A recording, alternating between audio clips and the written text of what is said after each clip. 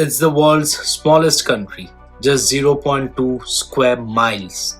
You could walk across it under 15 minutes. And yet, this tiny patch of land holds billions of dollars, influences global politics, and shapes the fate of 1.3 billion people. Welcome to the Vatican, the smallest country with the biggest power. It's a place that blends the divine with the deeply political, where faith meets finance and power hides behind prayer. But how did this miniature city become one of the most powerful and wealthiest entities on earth?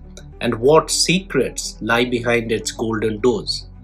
The Vatican story as a country began surprisingly late in 1929 with the Lateran Treaty.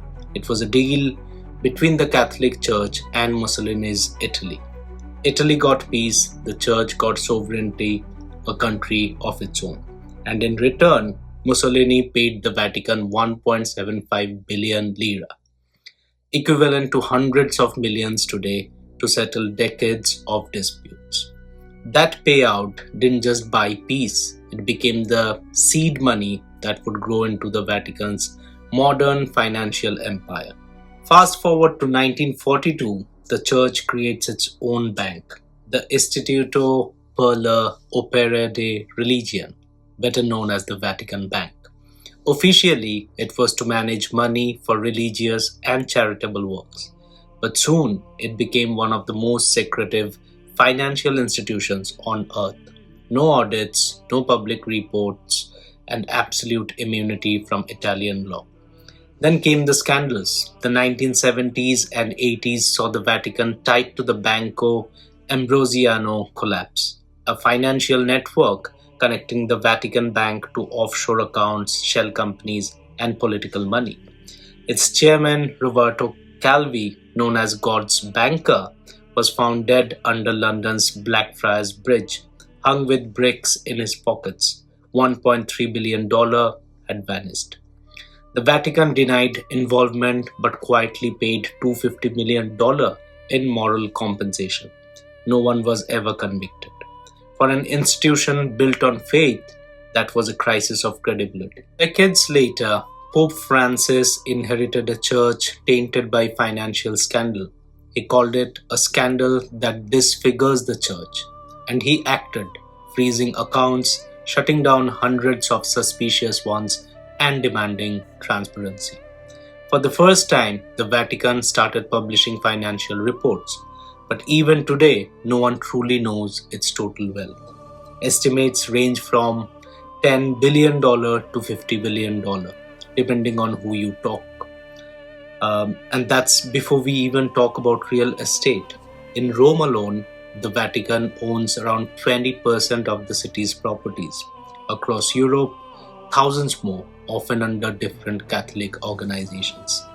And then came the infamous London scandal, a $350 million investment in luxury real estate gone wrong, with middlemen siphoning millions. The Vatican sold it later at a huge loss. A church that preaches poverty caught speculating in London property. The irony writes itself.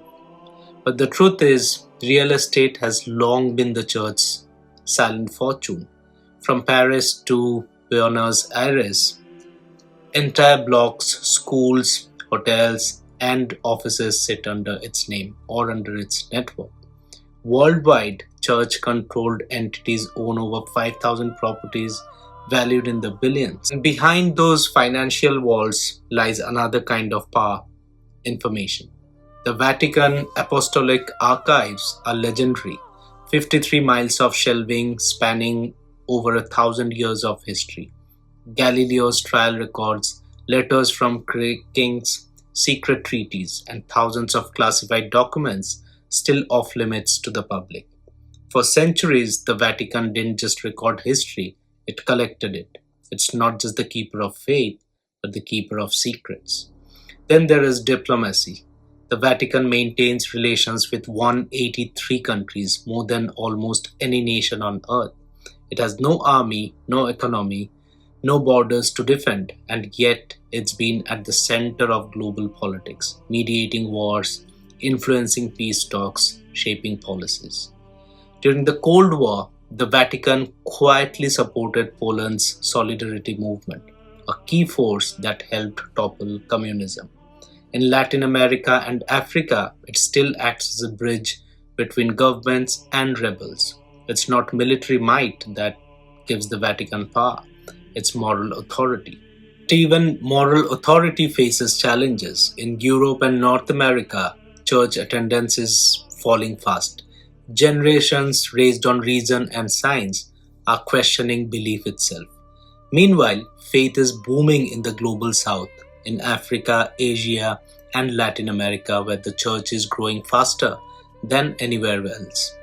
The Vatican's center of gravity is shifting. The next generation of Catholicism might not speak Latin or Italian, but Swahili or Spanish. For the Vatican, the challenge is not just survival, it's relevance.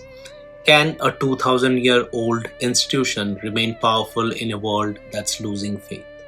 Pope Francis had tried to strip away the church's image of grandeur to bring it closer to the people, to the poor, to the real world. But centuries of wealth and secrecy don't fade overnight, and so the paradox continues. A church that preaches humility yet sits atop billions, a state that claims no power yet commands global attention. Maybe that's the Vatican's greatest secret. Its empire isn't built on armies or land, but on belief. Because as long as billions believe, this tiny state, smaller than a golf course, will continue to shape the world.